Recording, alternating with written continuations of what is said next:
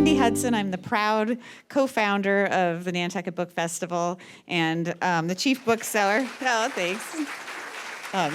With many others. I'm the chief bookseller at Nantucket Book Partners, which is Mitchell's Book Corner on Main Street, Nantucket Bookworks on Broad Street, and nantucketbookpartners.com online. On behalf of this festival, it's my complete honor to welcome you to this afternoon's event with two of Nantucket's own, Gabriella Burnham and Jason Graziadei. Gabriella is a 2005 graduate of Nantucket High School, whose first novel, It Is Wood, It Is Stone, released in 2020, was included as a best book of the year in lists too numerous to mention. COVID canceled our book festival that year, but if you go to the At Home with Authors section of the Nantucket Book Festival website, you can find her wonderful interview with Nantucket High School treasurer Ann Fanoff. So I encourage you to read that. There's Ann. I do see I know a lot of NHSers are here, and I wanted to just shout out congratulations to this weekend's graduates and to the faculty that made that magic happen. Woo!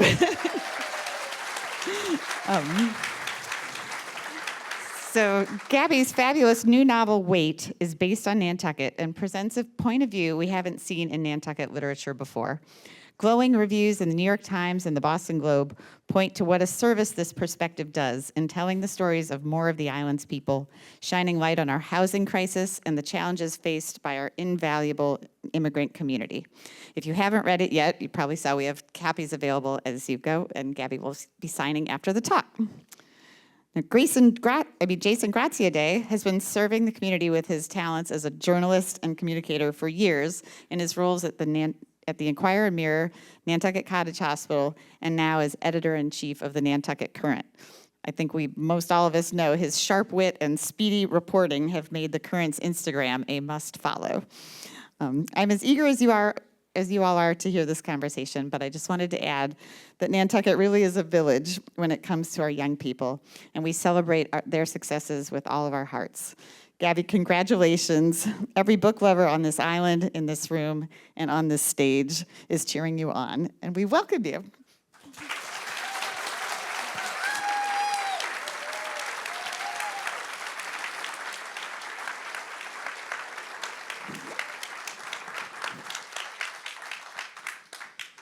All right. Oh, now I can't see you. Hello. Oh, great, thank you. Hi. What are you all doing here? All right. Now I can see everyone. Thanks to Wendy. Thanks to the Book Festival for having us here. And it is such an honor for me to be sitting here with Gabby. I'm so excited. And it was such an honor when they asked me to do this. I've known Gabby for 20 years. I started when I moved here, met Gabby for the first time working at the Enquirer and Mirror when we were kids. Shout out to the Inky. Shout out to the Inky. I just before we get into it, a quick story. I really owe Gabby quite a lot actually, because she encouraged my wife to actually say yes to go out with me when we were all working together. So put my life on a very good trajectory that I owe a lot to Gabby. You're very welcome. So before we get into our conversation, Gabby is going to read a passage from Wait for us. Thank introduce you. it? Yes. Thank you, Jason.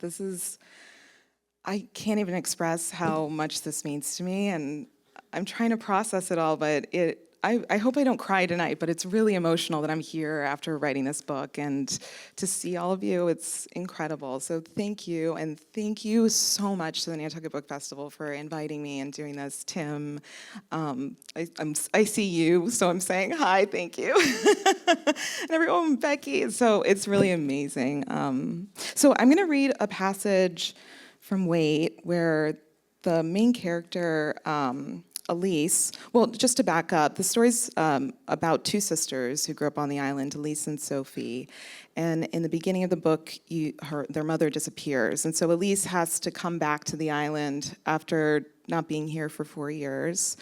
And they find out that their mother was deported. And so she has to start working in the job she had when she was in high school, which is monitoring endangered birds on the beach. And so I'm going to read a brief passage of Elise going back to work and seeing the birds for the first time. Elise sets up her beach chair and umbrella and retrieves a notebook and pencil from her backpack. Her fingers tremble as she writes the date at the top of the page. Like peering through a fisheye lens, that's how she feels about returning to work as an endangered species monitor, the same job she had when she was in high school. She knows Steve is doing her a favor letting her work for him, especially on such short notice. The endangered piping plovers she will keep watch over have migrated to a secluded area where there isn't much risk of loose dogs and tourists interfering with the eggs. He said he could only offer her $1 more an hour than what she earned in high school. She had no leverage to negotiate, especially now that she and Sophie have to split the rent. At least it's somewhat related to her degree, she told herself. She scans the beach, searching for the birds. They always appear indistinguishable at first, bobbling gray spheres, smaller than her fist, their legs twittering along the sand. When she first started monitoring, she tried to follow and memorize a single bird, but the exercise felt like a parlor trick, where a ball is hidden and shuffled among overturned, rotating cups. After about a month, her eyes adjusted to their subtle differences, the way identical twins, over time, reveal their individual features. She spots one by the shore and raises her government-issued binoculars, following it as it patters by the shoreline.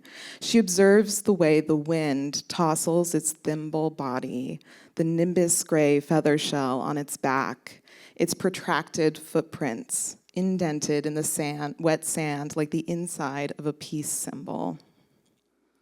A wash of tide teases up the shore, enveloping open-mouthed scalloped shells and horseshoe crabs bellied up to the sand. The birds have laid eggs. 4 butter beige, black crackled spheres that are mostly, but not completely, indistinguishable from the sand. The pair have already chosen their ideal territory to sit and brood, about 10 feet from the tide line, though none of these locations are actually ideal. Building a nest in the middle of exposed sand, as these birds do, means the eggs must hide in plain sight. In wide, sweeping glances, the eggs are sand, until sunlight flickers against their sleek edges, and then they are not sand, they are found. Elise vibrates her lips together, exasperated by how confidently they've chosen the worst place to procreate. Steve has already hammered in a fence around the area where the eggs are, with stakes spaced far enough apart for the birds to fit through, but too close for larger predators or humans. She records the necessary data points in her composition notebook. Adult count, 4. Fledgling count, 0. Number of eggs, 4. Evidence of hatching, NA. Weather, hot and bright. Then she retreats underneath the umbrella and curls her toes into the cold underbelly of sand. A wind twirls, sweeping up dried dune grass. Elise imagines what would happen if a large wave collapsed over the beach with her out there, alone, no cell phone service, no transportation. A tsunami comes to mind. But she envisions turquoise water, not the dark, jeweled ocean surrounding the island. The wave approaches as a slow, menacing wall that never crashes, only drifts and swallows. In actuality, though, she knows it won't be something as dramatic as a tsunami that takes her on this beach, but a more stealth and invisible disaster, a persistent chipping away at the sand dunes, until each pine tree, rosehip, deer, and rabbit falls into the sea, from whence we all, originally formed.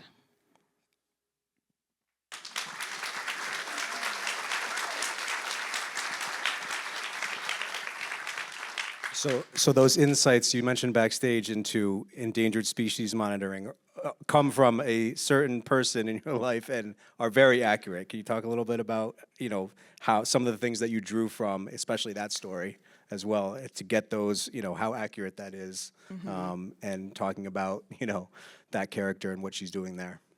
Yeah, so this is a job my sister actually had for 2 summers. My sister Anna, she was an endangered species monitor, I think out in Smiths Point. And she described those 2 summers of like sitting out on the beach for 8 hours a day, all day long, which sounds like it's a dream job. But in fact, it is brutal to be out in the sun all day like that. And so I thought that was just interesting, like this kind of contradiction immediately, that it's like, oh, the idea, the dream of being on Nantucket Beach all day is actually something much more complicated and harrowing for her.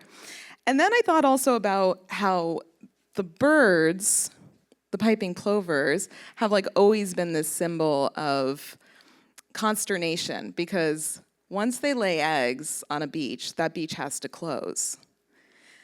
And that means that people can't use that beach for sunbathing and playing volleyball or whatever. There's not a lot of volleyball on Nantucket beaches, but whatever. The ball where you throw it in the net that everyone seems to play now. We didn't have that when I was growing up, but you know what I mean. But anyway, that can't happen. But it's important to protect the eggs because they're endangered.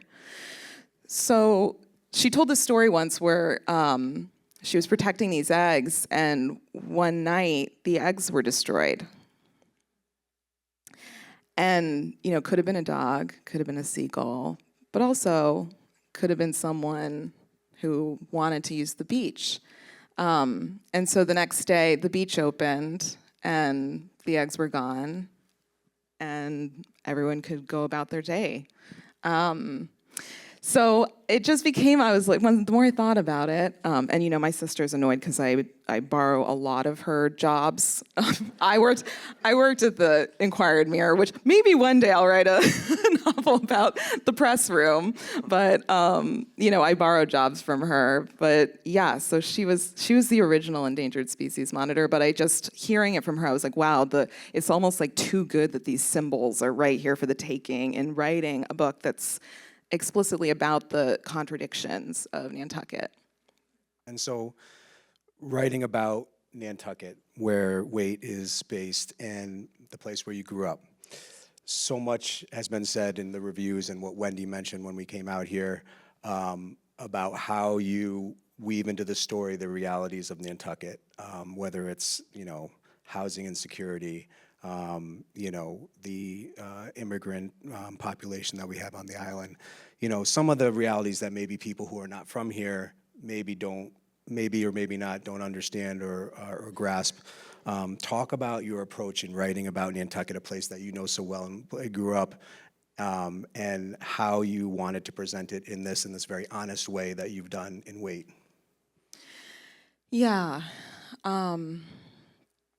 It's a big question. It is like the question, like why did I write this book, I guess, is kind of what you're asking, and how.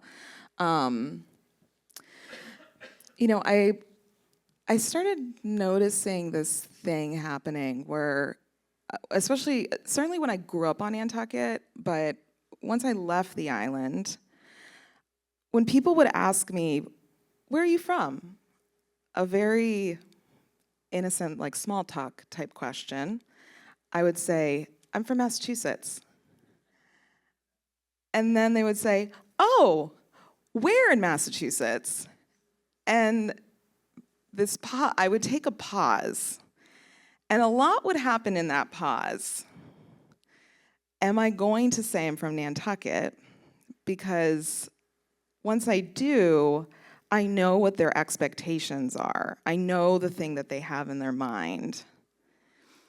And the thing that they most likely have in their mind is not actually my experience growing up there. So am I going to be honest with them that I grew up very poor on Nantucket, raised by a single mom who worked in kitchens. We were homeless at times, certainly housing insecure for most of the time growing up. do I do that and kind of like shatter their expectation of what Nantucket is? Or do I kind of cover that up and play into this fantasy version of Nantucket that I imagine that they have in their mind? And so that happens in a split second. I mean, it's not like I'm sitting there for 5 minutes and they're like, hello? It was something that happens very quickly, but a lot is happening in that pause. And so, and then something funny happened. I was getting my hair done in New York, and I've been going to the same hairdresser for a very long time. I love her. And there was a new assistant working, and he was washing my hair. And I asked him, I said, where are you from? And he said, I'm from Massachusetts. And I said, oh, where in Massachusetts? And he paused. And I swear to you, in that pause, I thought, he's from Martha's Vineyard. Nailed it. And then he said, I'm from Martha's Vineyard. And hair wet, I shot up and I said, I'm from Nantucket. And it was like, we knew immediately, like that pause. So I wrote Wait. I mean, I'm making a story. I wrote Wait for a lot of reasons, but that pause is what this book is. It's like, what is that moment where I feel like I will never be able to explain to you what it was like to grow up in this place, because there is an entire mythology about Nantucket that is built around it being this very exclusive place that is unlike any place you've ever been. But actually, my experience of Nantucket is that a lot of the same problems that are replicated in other parts of the world, like Montana or Southern Florida or New York City, actually exist on Nantucket too. And it's a lot to square that in when someone's just trying to have a short conversation with me. So I wrote a book, and right. it's called Wait. The perception versus the reality of Nantucket, and Yeah. both things are kind of true, right? The conception of people, for people who don't live here, of their idea of Nantucket when they hear about, exclusive resort and what it is, versus your experience and how you grew up and how you experienced Nantucket as a child. And so that was a big part of why you wanted to write this book and present Nantucket in the way that you do here. Yes. And I think also, to answer and say, I grew up poor here and all this is also not the full picture. Like it's a contradiction. Proximity to wealth, not acknowledging my proximity to wealth in this would also be an untrue part of the story. So that's why, we were just talking about the Mbola Mbu's review of Wait, and one thing that I love that she said is that you never pity the characters in the book. And I think that's because I tried really hard to create characters that have that contradiction, that the main characters also, they're not just like victims of the story. There are ways in which they are empowered too, being from here, and do have access to certain things that maybe someone else wouldn't. So the book contains all that. So jumping off from there, the dynamic between, local residents and summer people or summer residents, is one thing that plays out throughout the book, and it really stood out to me as I was reading it. I think at one point you talk about one of the characters having, pent up resentment, right? And you hone in on that relationship and sort of the codependence there, and really, comes out in sort of the characters with Elise and Sheba, and some of the dialogue that they have is there's just these moments that are like, you cringe a little bit, and it's funny, but, and talk a little bit about how that dynamic and how you explain it through the characters and your own, experience with that living and growing up on Nantucket. Yeah, I think codependence is a really good way to describe it.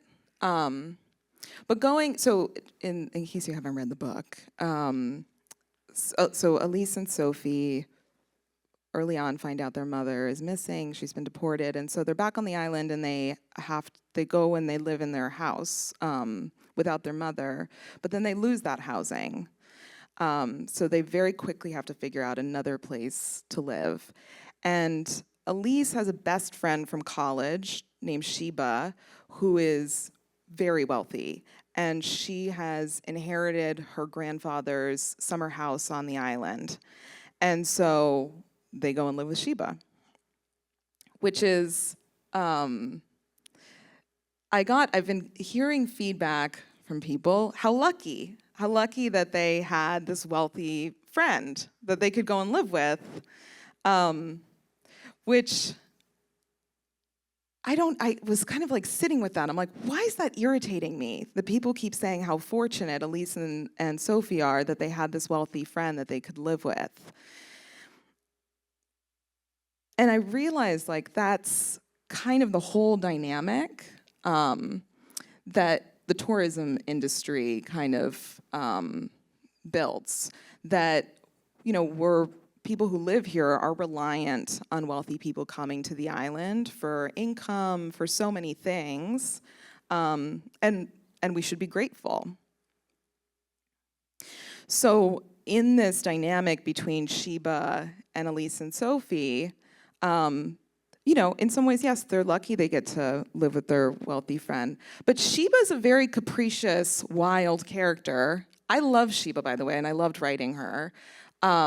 But now that they live with Sheba, they are completely at the whim of her demands, what she wants to do every day. Sheba likes to go to the pool. She doesn't like to go to the beach. Sheba wants to make dinner in the main house. She doesn't want to eat at the guest house. And how much are Elise and Sophie allowed to say no when they're reliant on Sheba for their housing? So, that's kind of the dynamic that just within these characters, I kind of, not that any of them are archetypes, but I was trying to, in this very specific dynamic, you could easily kind of think about the broader implications of that single dynamic in the dynamic of the island. The other thing about Elise and Sheba's dynamic is that Elise does a lot of emotional labor for Sheba that goes unnoticed. Like, while Sheba's providing a house and material things, Elise is the one who really kind of helps Sheba through a lot of difficult, tantrums that she has, and, Well, it stuck out to me when, because Elise is dealing with these very, big issues in her life. Her mother's deported. Mm-hmm. They're losing their housing, work, and trying to figure out.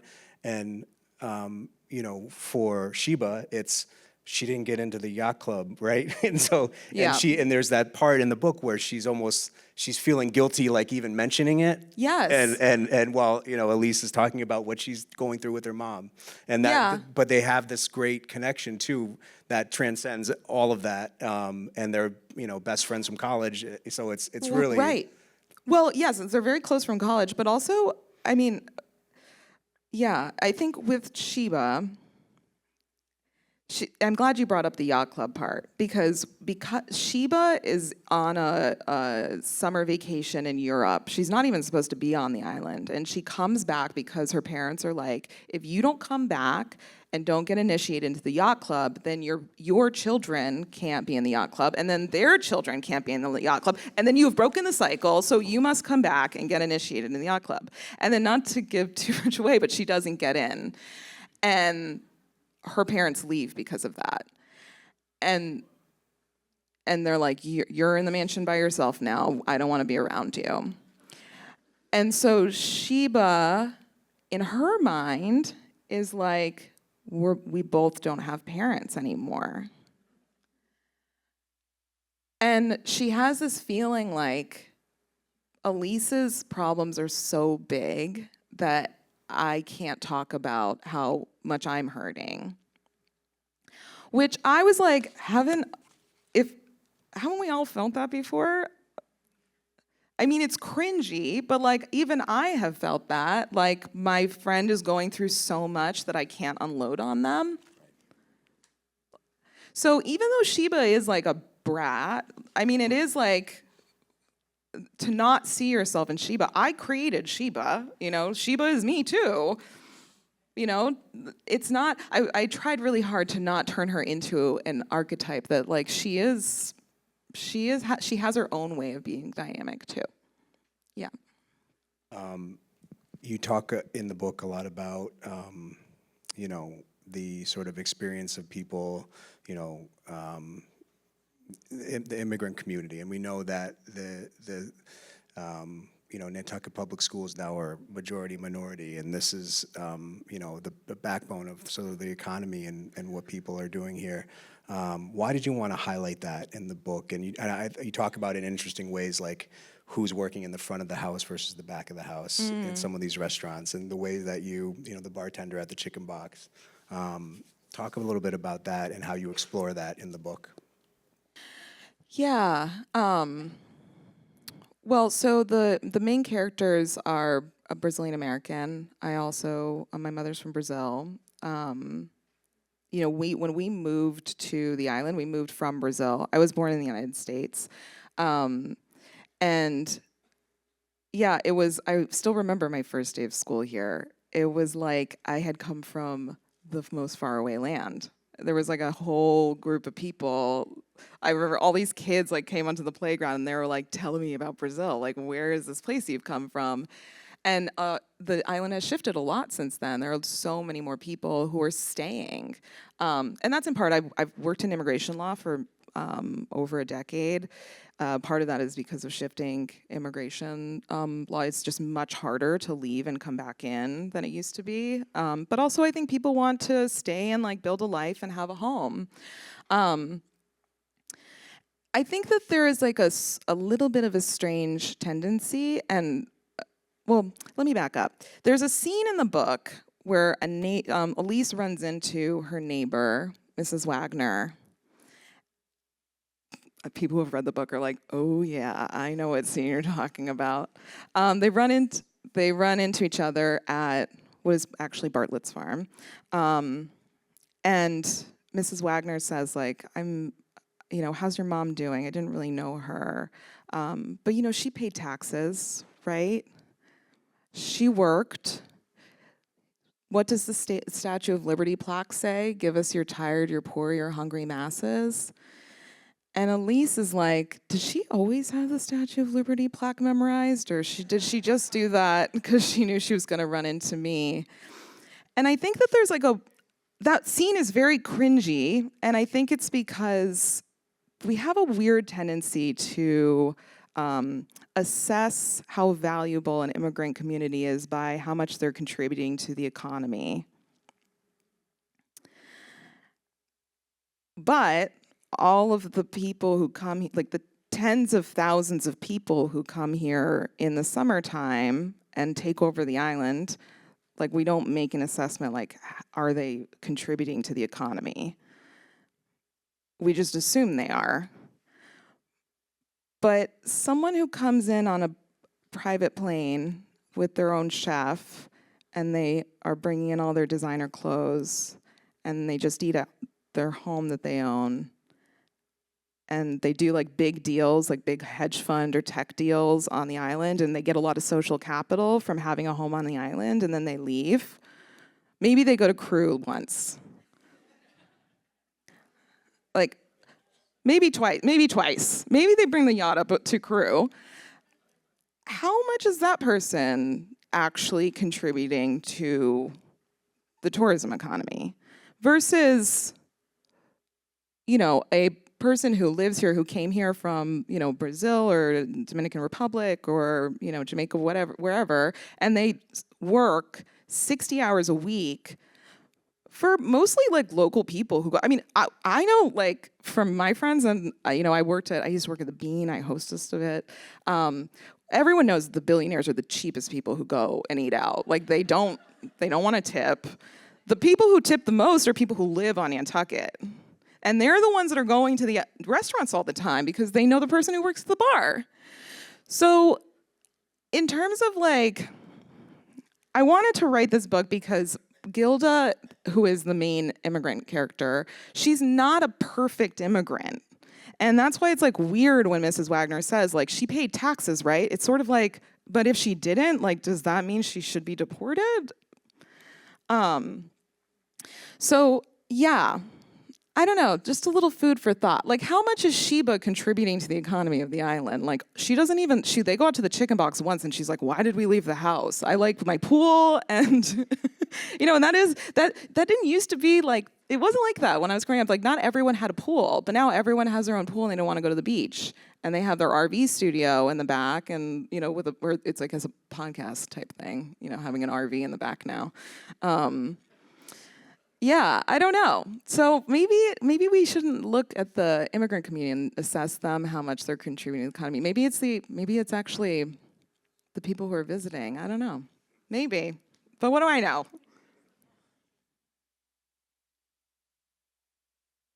Oh yeah, we're gonna ask you guys for questions. Yeah, so start thinking of some questions. I know there's a lot of you out there who know and love Gabby, so start thinking of some questions. We're gonna just do a couple more. A lot of the description of Wait is as a coming-of-age story, and I wanted you to talk a little bit about Elise and Sophie and their relationship that they have, and sort of the obligation I think Elise feels to her sister as the older sister, Sophie trying to make her own way, be independent, and then striking up her own relationship with Sheba, which is interesting too, I thought. Yeah. About so the question is just about their relationship and coming of age and how you sort of weaved that part of the story together with their relationship. Yeah, it's funny, when I did my launch in New York, my sister couldn't be here today, unfortunately, but she was at my launch in New York, and when it was the Q&A portion, she asked the first question, and she like, and anyone who knows Anna, she raised her hand and stood up, and she was like, so this is a book that's actually about sisters. And I was like, oh yeah, we hadn't talked about the fact that this is ultimately like a book about sisters.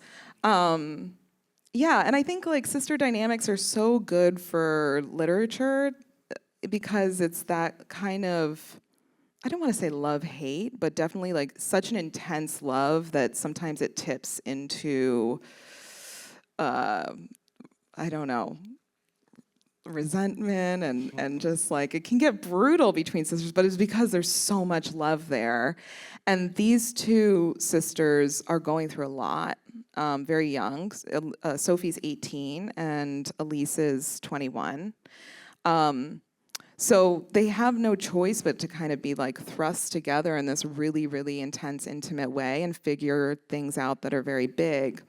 And my editor made an interesting point about the concept of coming of age that I had not thought about, but I think is true, that not everyone gets this sort of long incubation period into adulthood. I'm sure there are many people in this room who probably identify themselves as someone who had to come of age very early, and that there wasn't really a coming of age process, that you know, you had to deal with very adult things very early, and that shapes you in a different way.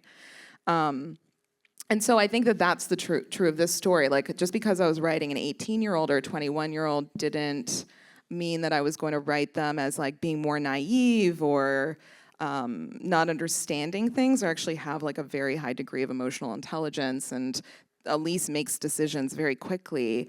But where they are young is that they're sort of like, who do we call? Like, what, you know, what am I supposed to do here? But they figure it out.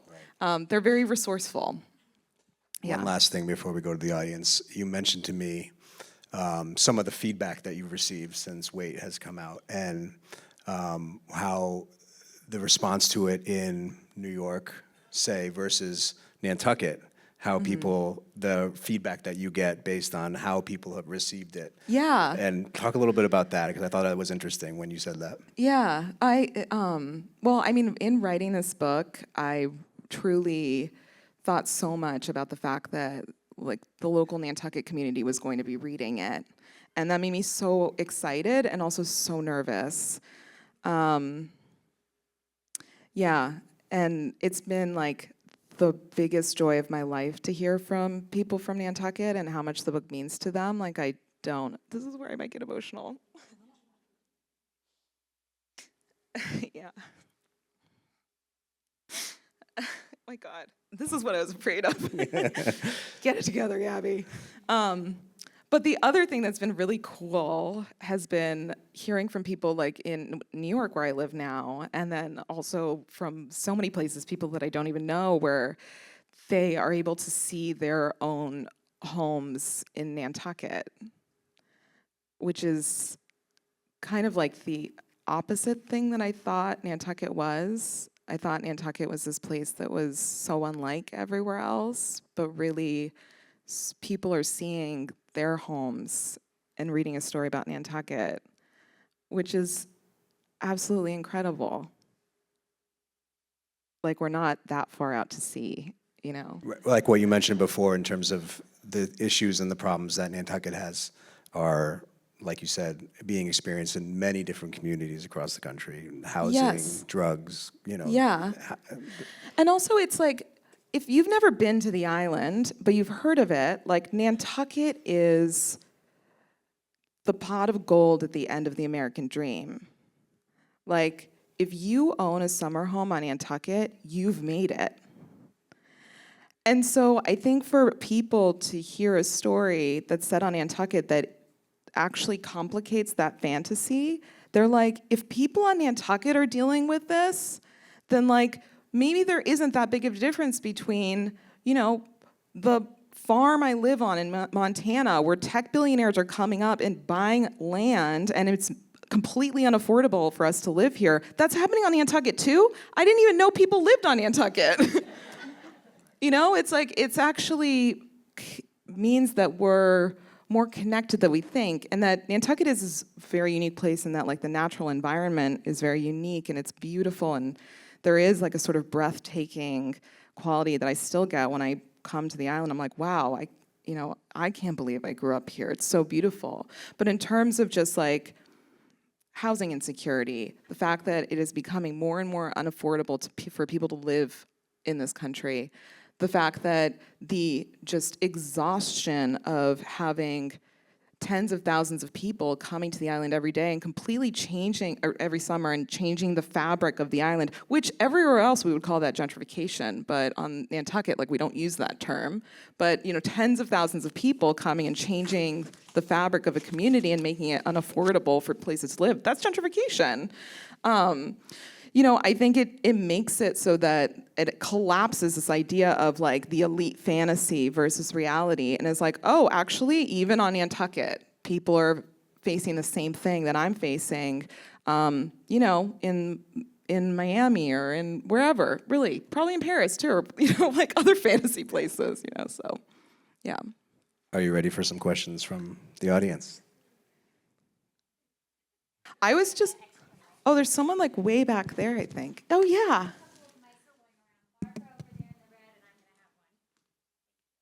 We can also repeat back questions if. I was just saying, actually, that I get more nervous asking a question in the audience than I do being on stage. It's like so don't worry. I know what you're feeling. Can you talk about the title? Oh, the title. Wow, no one's asked me that. Yeah, the title. Wait. Well, it's that feeling of like, you know, you think that waiting is like a stagnant feeling, but actually, like, the most energy I have is when I have to wait for something. And there are a lot of things that the characters are waiting for, but also Sophie's a waitress. Oh, I was gonna say something that gives away the ending. I won't. Sorry, I've already said too much. But I also don't believe, like, you know, plot spoilers really will ruin a book. But I won't do it. I know that not. But it's that feeling of they're waiting to hear back from the government to see if their mom's going to be able to come back home. And it's like, what do you do in that period of waiting? So that's it. But also, I just wrote the book. I don't have all the answers to the book, so I'm sure that's the really beautiful thing of reading. In some ways, I never want to read or meet. Sometimes it can be disappointing hearing from the author, because it's like this book is no longer me. It's something else, and you guys will read it and bring your own thing to it, and you're going to have more interesting things to say about the book than I do. So I don't know. I would love to hear from you, like when you read it, like what does the title mean to you? I don't know. Who else? Step right up.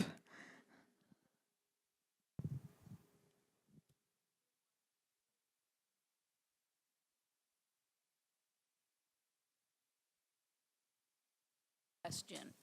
What's with not using quotation marks? Oh. I have to say, it makes me have to reread. Is that your intent? And you don't No. like rereading? I don't mind rereading, but all of a sudden I was wondering, why am I having to reread? I said, oh my God, there's no quotation marks anywhere. Yeah. What's that? I had no idea this would trigger people so badly when I made. And I'm not gonna lie, it scared me enough where I'm like, I will just go back to using quotation marks. It did throw me off a bit, and then I got used to it. I've just read so many books. I'm not the first person to do this. I've read so many books that don't use quotation marks, so it wasn't even something that really crossed my mind as like would be really hard for people.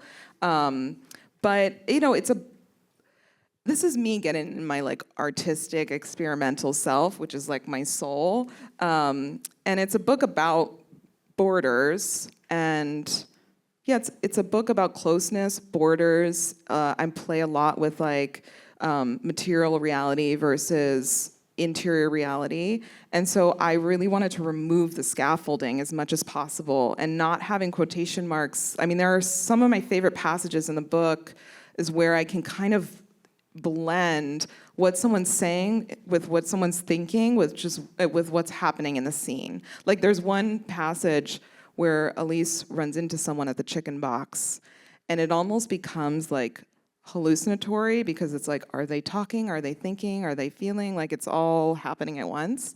And removing the quotation marks allowed me to do that, and they're like, it's less distracting on the page. But also, I hear everyone that was tough. Yeah.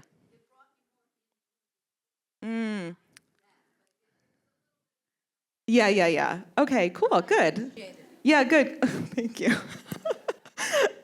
There are a lot of people online who hate it, so. I think James Joyce didn't use quotation marks.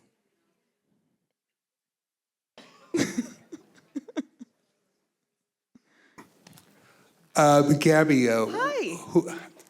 good to see you. Good to see you. Who were your influences? Who are my influences? Anne Faniff. Jill. Becky Hickman. Is Jill Supernaut in the room? Yeah. Yeah, mostly them. And they're all here.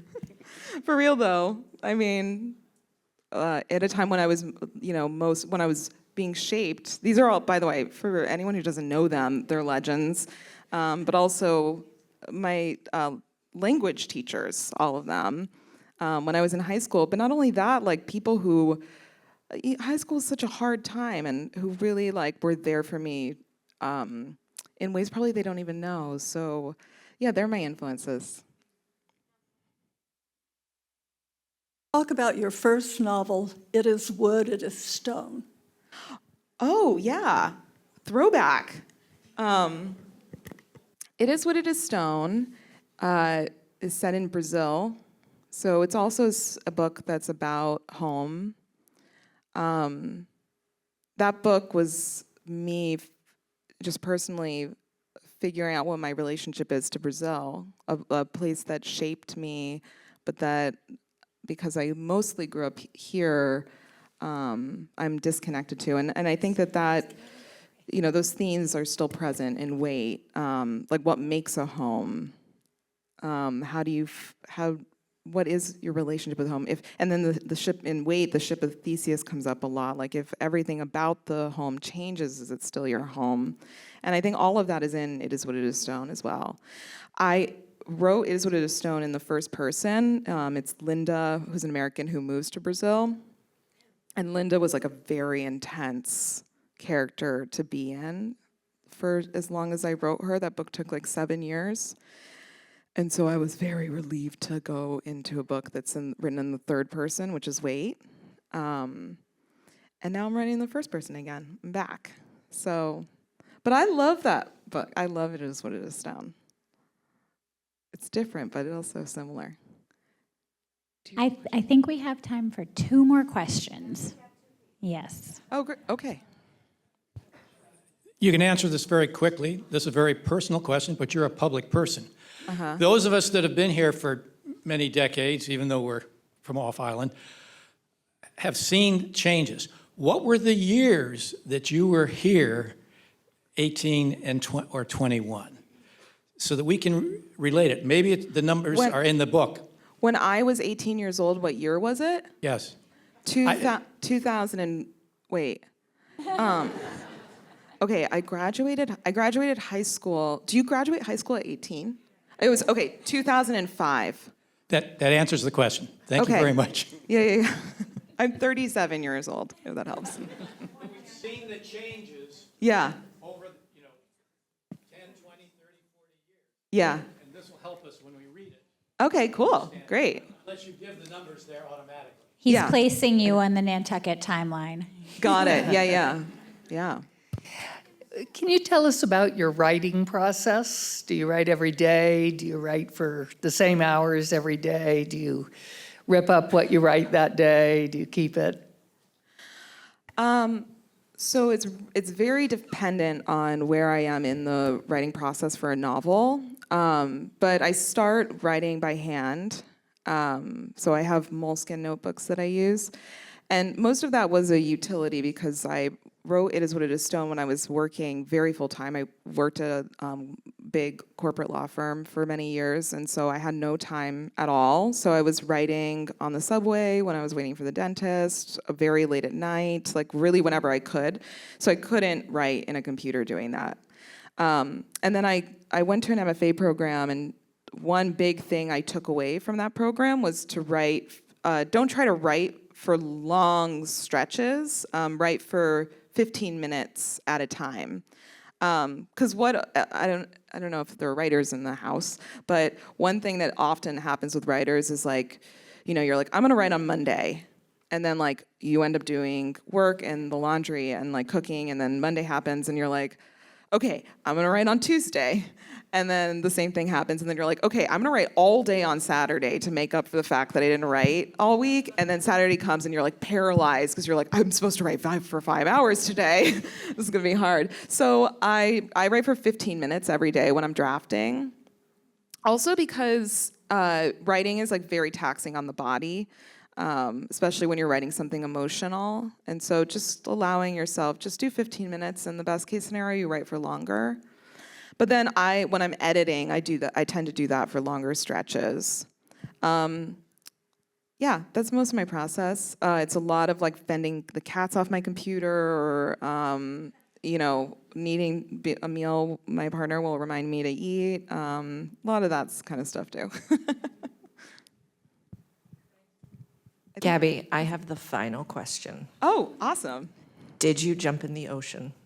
Oh, yes. It was great. I went to the beach today, and the water is cold, but cold plunges are such a thing now. And they're supposed to like, I like to be very warm. Like I practice hot yoga. I love to sweat and be really hot. And it took me a very long time. I used to love to go to Steps Beach and everyone would make fun of me, but I'm like, it's warm. Like you can just kind of wade in. And later in life, I've been converted to the South Shore. But we went in and it like totally really helped my nervous system. Evie's like, yes, yep. Yeah, so I got to jump in the ocean. It was great. And we even counted, we did 2 minutes. Mm-hmm.